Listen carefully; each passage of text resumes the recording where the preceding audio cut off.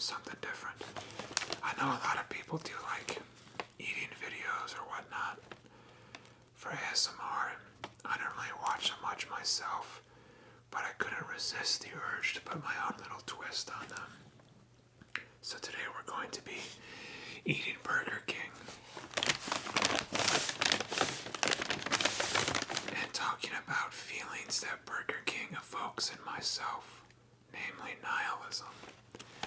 So we're just gonna, not like the textbook discussion you'd have like in a college class, but just what nihilism and company means to Emprise. So I got my Burger King, I got my water, because I'm not about to pay $5 for a drink.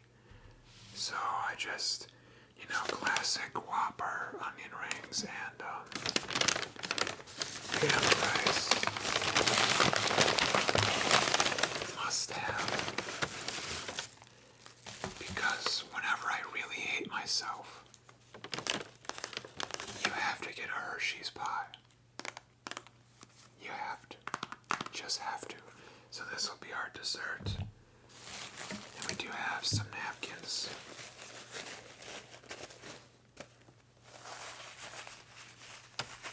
Also, be sure to tuck these away.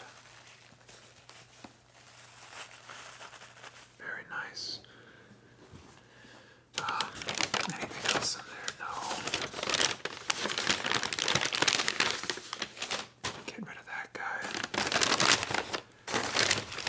Now I'm kind of worried, actually, because when I said I wanted, zesty sauce and ketchup and mustard, they only had one of each on the little digital board, so I swear to God, if they only gave me one of each. But okay, I'm seeing multiple ketchups. That's a good sign. Only one mustard so far. More napkins, because why not? Oh yeah, baby. Get a look at that.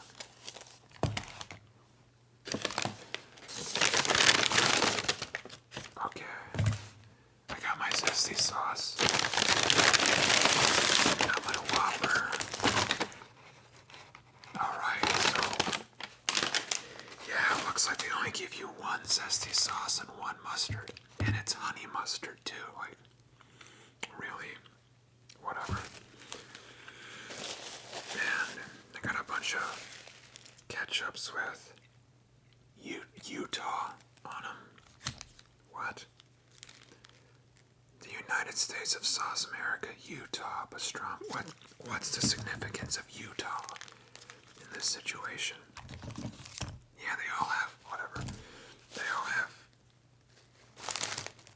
Wait, actually. Wait, this isn't a. What is this?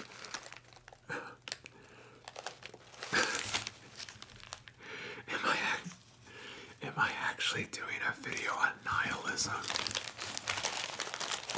And they got my order wrong.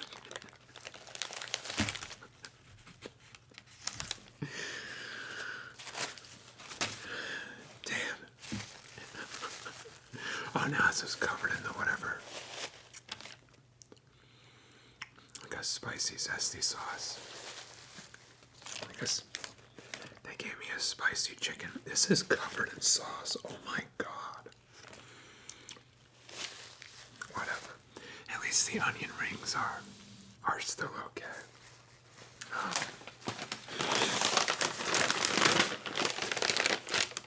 I'm gonna put this down as like a placemat. Does that even count? Oh my God, this is actually like a nice table. I don't want to get sauced, but I guess it's too late. Oh God. But the onion rings are here, so it's okay. Let's just pop the zesty sauce out. Oh yeah. And we'll get our first dunk here.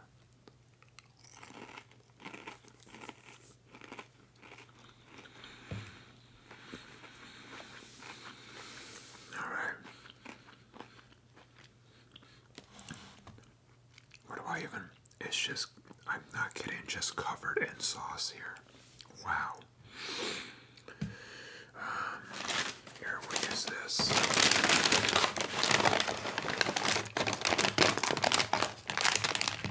Does that even sound good? We'll find out in post, won't we? I'll get the honey mustard out. Unfortunately, honey mustard. Back in my day, they just had regular mustard. And we'll get our official Utah ketchup out. Oh yeah. You can definitely tell that shit's from Utah. I'll tell you what. Maybe the reason they gave me so many ketchups is because they're Mormon. Who knows? Alright, well, let's start off with nihilism. So, I think nihilism is usually, well, let me take a bite of the not Whopper real quick to really get started on our journey. Here we go.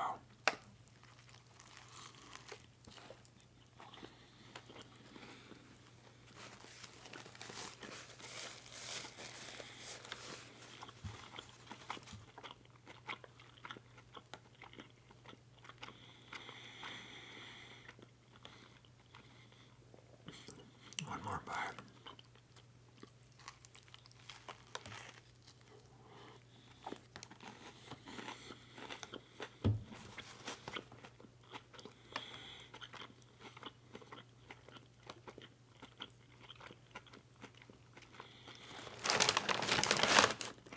Oh my Lord.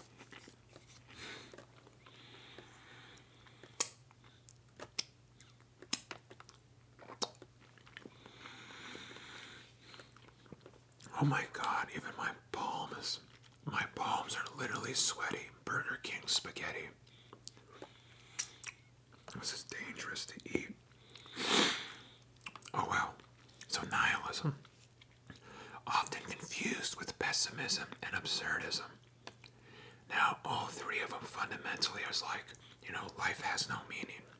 Life is meaningless. But I think it's about the degree in which life is meaningless and how you see it. So nihilism is always like a very, let me get one of these, like a very standard, emotionless, nothing in it kind of statement, like life is meaningless. Whereas pessimism kind of has a negative connotation to it, like life is meaningless. Whereas absurdism is like a positive, like, hey, life is meaningless kind of thing.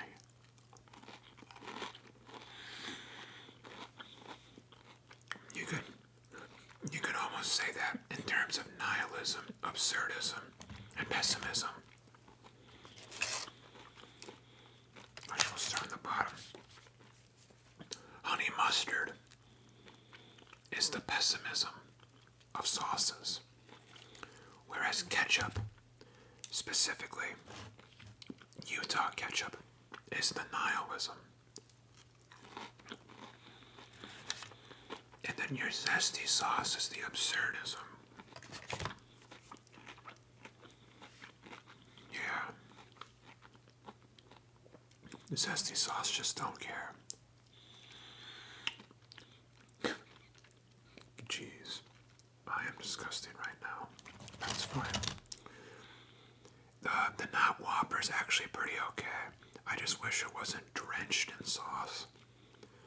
Because then I wouldn't be drenched in sauce. But whatever.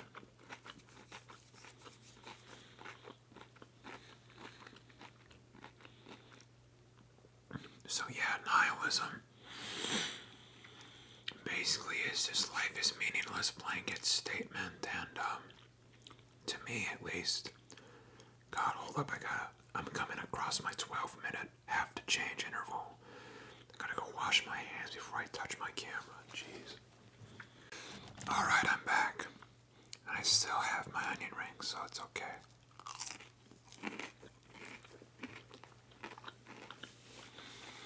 You know, this Utah ketchup does taste a little tangier. Who knows?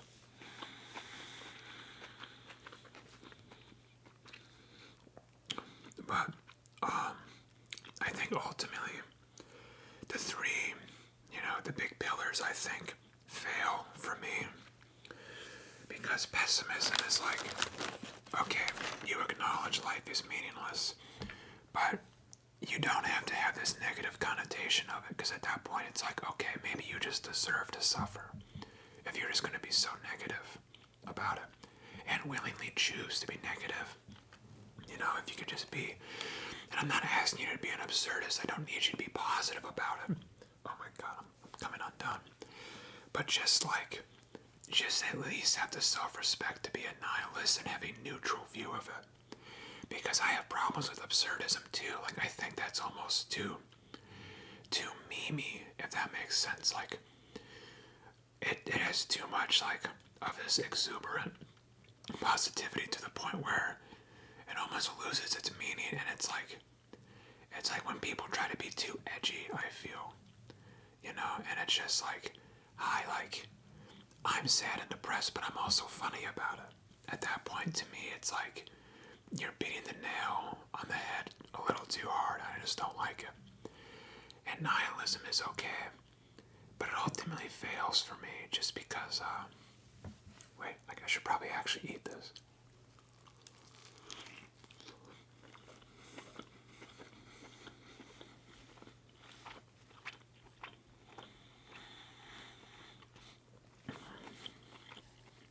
God, we're falling out too.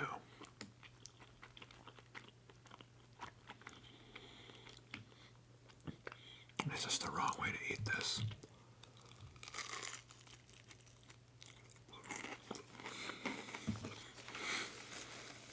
My God.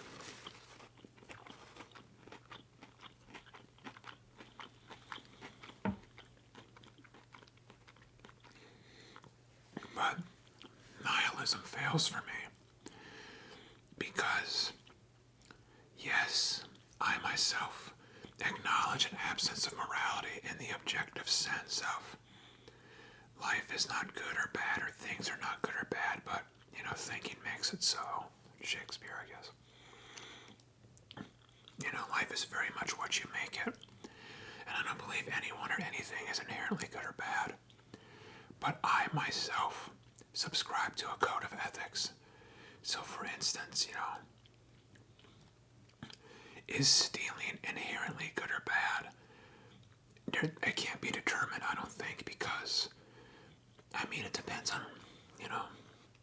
on what you're stealing, how you're stealing, and then, does the universe itself inherently punish or reward stealing? No, it doesn't. So, is it good or bad? Who knows? Do good and bad exist? Who knows? But I myself don't believe in stealing because I personally think that's wrong. So I conflict with nihilism because I understand the viewpoint of not believing in anything. But that just conflicts with how I live my life.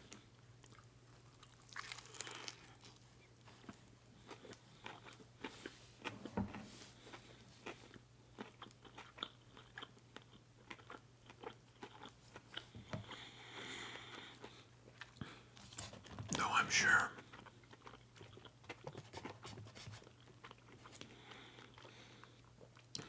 There are people out there who think I live my life in a stupid way.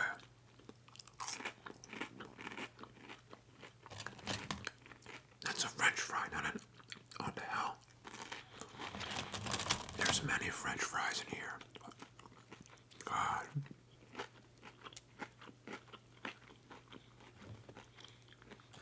The gods must be crazy.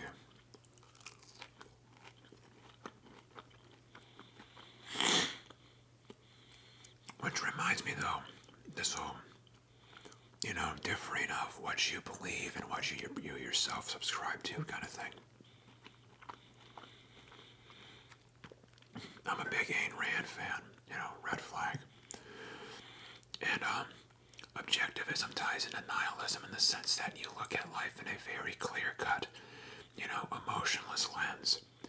But it reminds me of an interview I saw of her, where someone asked you, okay, so you don't believe in, selflessness or love or stuff like that. But you yourself having like an artist husband who you support and who you pay for and whatnot, so wouldn't you consider him to be like a looter or a leech or someone who doesn't produce, kind of like how she would, mention it, Atlas Shrugged, and she was like, yeah, you're right, but I don't support him because I'm enabling. Oh God, let's fight him back. Because I'm, trying to enable looters and people who are, she would probably have worse words for it, but I'm not even going to go there actually. Someone who's a looter, someone who lives off of others. But her response was like, yes, but I'm selfish, not selfless for supporting him, but selfish because I don't support him for his own good. I support him for my own good because I want a husband or a partner or a companion, and I'm doing it for me, which almost showed the flaw in objectivism as it pertained to her, because even she was like, yeah, I believe in this ideology, but I myself do not always subscribe to it because I myself am a flawed being, and I sometimes will give in to these other urges like having a companion. And is nihilism or objectivism centered around, these abstract human values of wanting companionship and nurturing and love? No, they're not. And that's why I can't subscribe to them either, because yes, I believe in an absence of good and evil, an absence of, Manichaeanism or dualism, whatever, all this stuff. But I myself, couldn't bring myself to, kick a puppy or steal from a store or, say something really mean to someone, because that's just not how I do things. I'm more into the chicken sandwich. Well, I'm more into the Whopper eating, but unfortunately, today I'm into chicken sandwich eating, which would make me an absurdist, but I don't subscribe to absurdism because that's, once again, too memey for my lifestyle.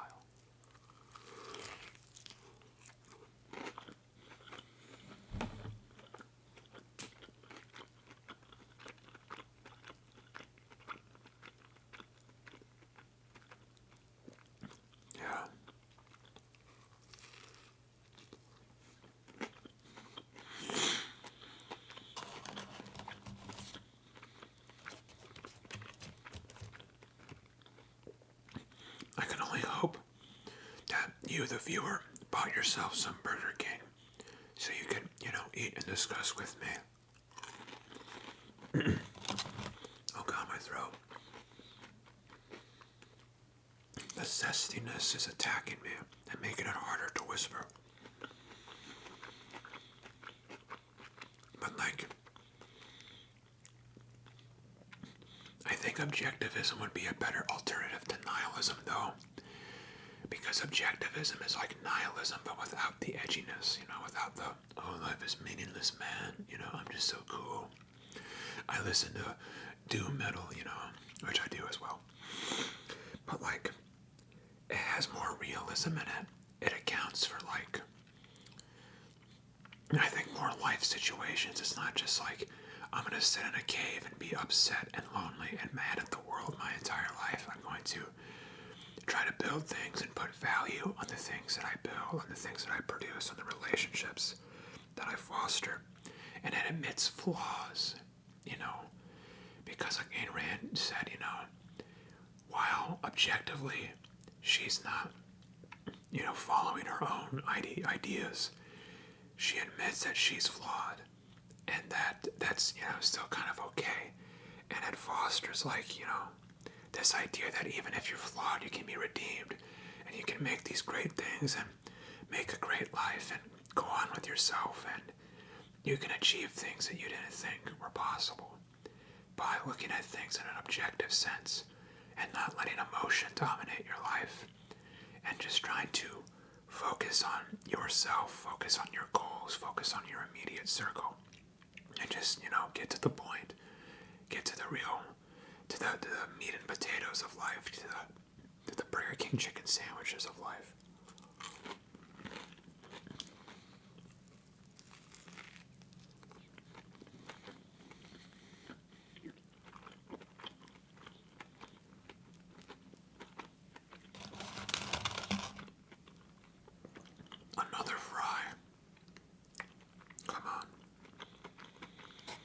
God. I dipped a fry in honey mustard. Now I really deserve to suffer. Not good. Zesty sauce. I had to go turn the camera on again, and I had to set the sandwich down, and now it is just all sauce at this point. We're in dangerous territory, dangerous grounds. But we still got more onion rings.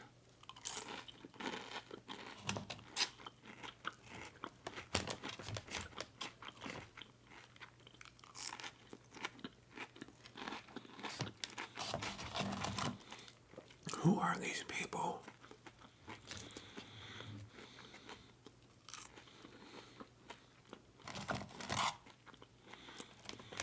So,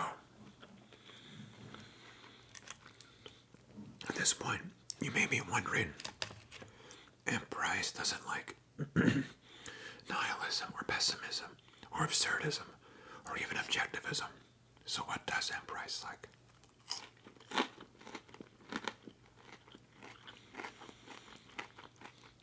Well, I subscribe to Cosmicism. Praise be to Liz.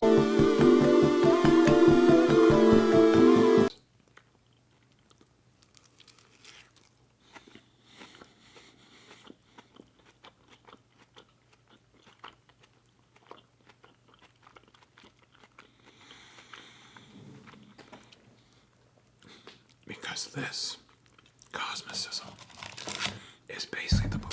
Oh my God. Oh my God. See Cosmicism in action. It's like the idea that life is meaningless but with a Lovecraftian spin. Because it's the idea that our lives are essentially controlled by these cosmic beings who are so beyond our comprehension that to even see them would drive us mad. They would drive us to dip onion rings in honey mustard.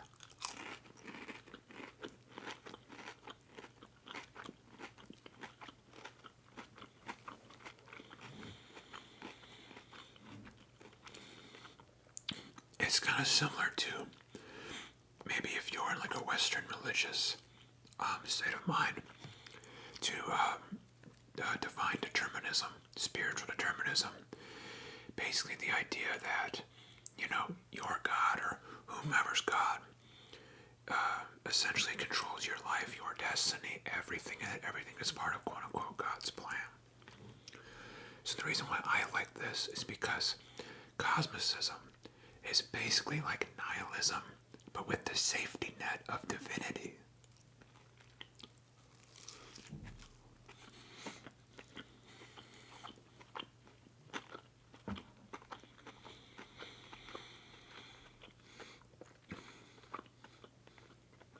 It's the idea. It's just like the logical conclusion to me. But of like, you know, ideology. But it's just like the idea that, okay, nothing matters. But it's not nothing matters pessimist or nothing matters absurdist or plain Jane, nothing matters nihilist. It's like nothing matters, but that's okay. Nothing matters but the caveat of not having to care, but not having to care that you don't care in the absurdist sense. It's this sort of safety net that nothing matters because someone else is taking care of it. Because it's someone else's job. Because, hey man, I'm just clocking in for the day. Someone else is my supervisor, you know. And if something goes wrong, blame it on them. Not that I'd ever blame anything on Liz. Praise be to Liz.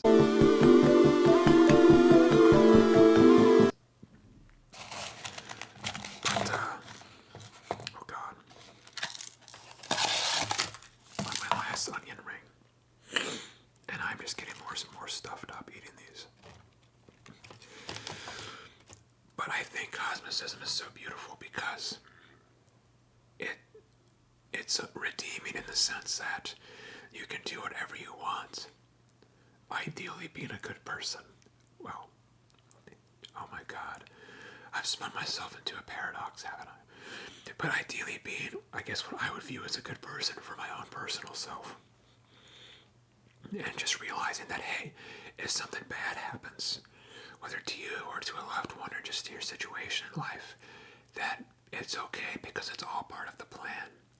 And you can look for the good things that happen out of those bad times. For instance, you've heard the idea that, for every door that closes, two more open. Well, it's kind of like that. Say you get fired from your job, which is, pretty bad. It should be pretty bad, at least. You shouldn't be sad about it, or you shouldn't be, overly elated by it. But you should just be like, hey, I got fired. But it's okay because the next job I have is the one that I was supposed to have.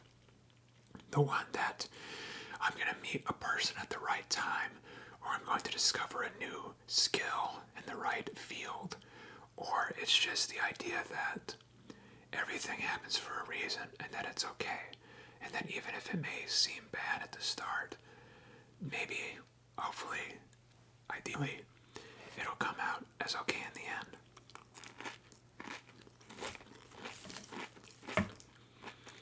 For instance, for the Hershey pie, I just noticed they didn't give me a fork. They actually gave me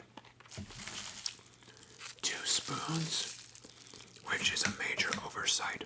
This has just been a disaster of a Burger King bowl, hasn't it? But maybe I was supposed to eat my pie today with 2 spoons, or maybe eating my pie with spoons would invigorate my audience members, and they'd be like, gee golly, wow. Look at him, Bryce, eat with 2 spoons, isn't he a pioneer? And that'll boost your guys' enjoyment of me.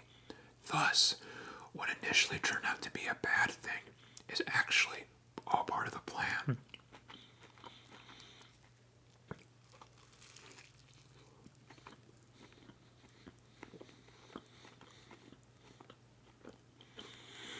Or for instance,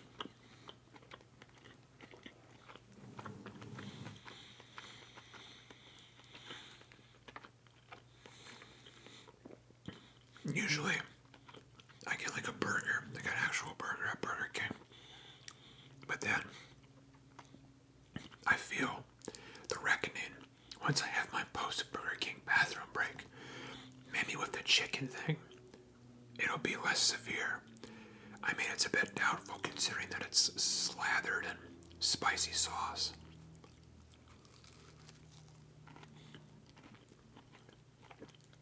But maybe that's part of the point too.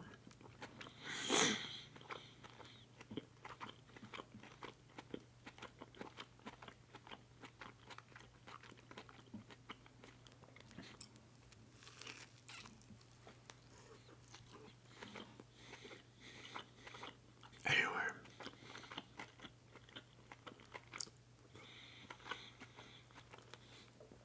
I'm almost done with my sandwich, and I hope I haven't been a complete animal.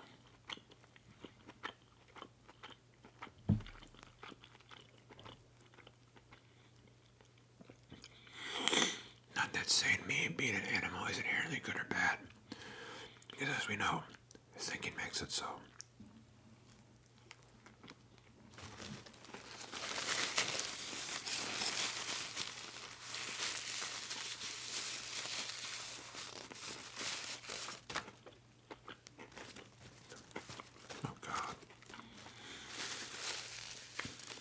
Save me. Alright, we're back and we cleaned out the area. I still need to wipe it down and make sure my table isn't more ruined than it already is. But we gotta eat this guy first. Also, we have to drink water.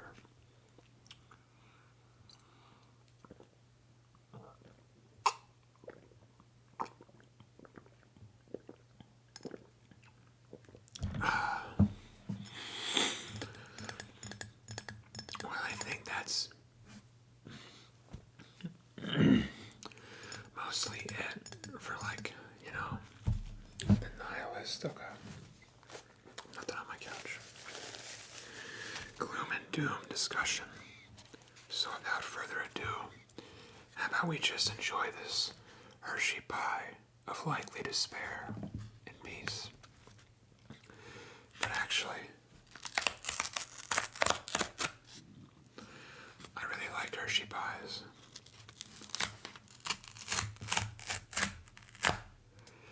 Because they remind me of being a kid again. Because me and my dad would always get Burger King together. And we'd always finish it off. Look at that. Just look at it. Look at it. Look at it. With the Hershey pie. Now, I've never double spooned Hershey pie before. But why not?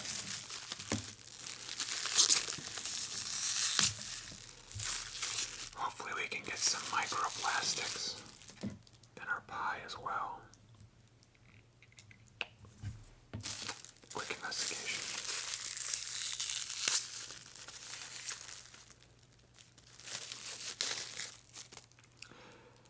Speaking, oh my god, there really are microplastics on here.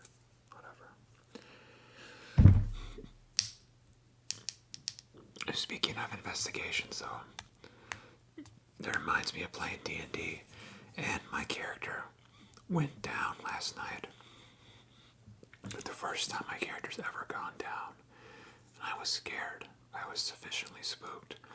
But I got revived, so it's okay. Alright.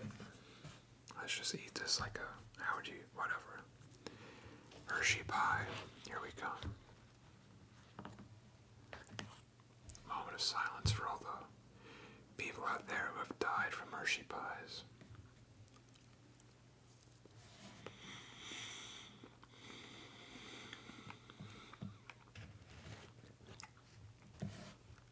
Alright.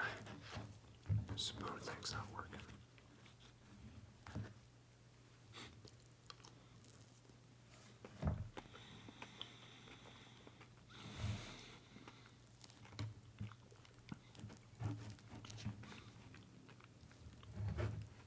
Oh my god.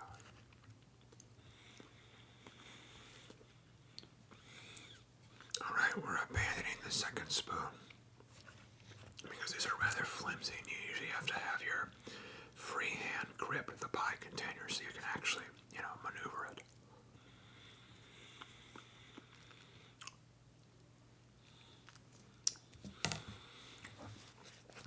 Here we go.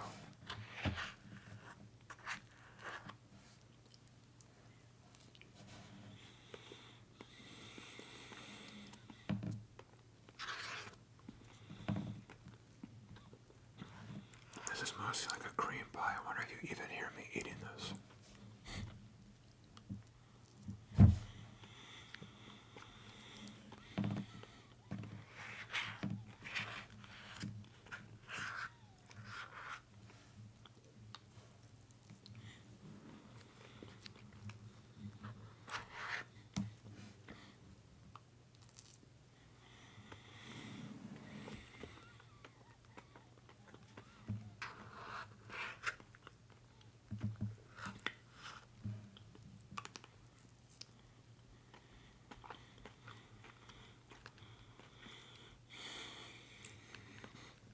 Oh yes. Feel the pain enter your body.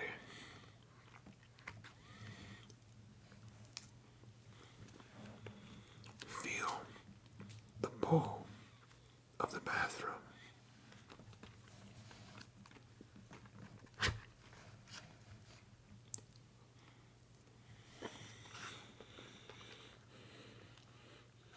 How's everybody's bathroom doing?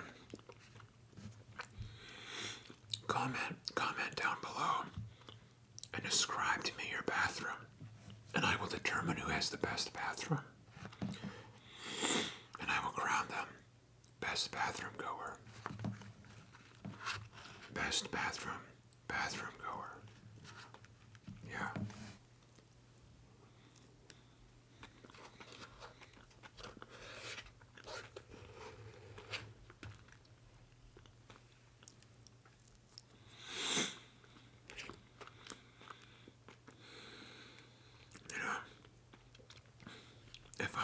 fork, I could get into little corners and chasms,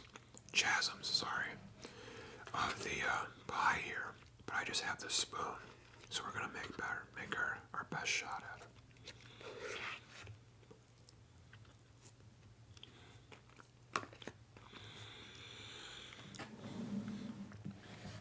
And how you always know a Hershey pie is done, you put your ideally fork right there, and you just go, pew. You gotta make that noise too. That way it flattens out. Perfect. And you can just put it in like that. And then you're all good to go. Oh yes.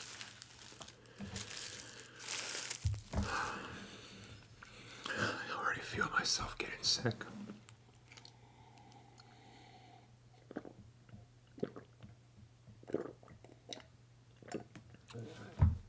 But yeah, that was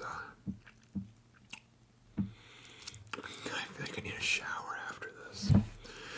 That was all for the video today so far. Just wanted to do like I said, kind of a funky spin on what I see a lot of out there. People always doing these eating videos.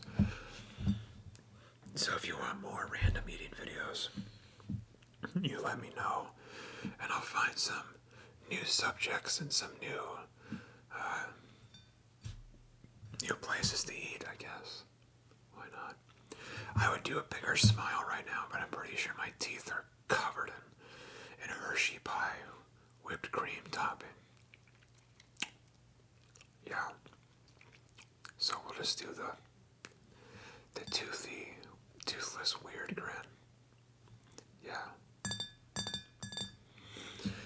Anywho, I have been M. Price. This is M. Price Can Read. This specifically is a subsidiary of M. Price Can Read, this being M. Price Can Eat. And as you know, Dog City never sleeps. I hope that you may sleep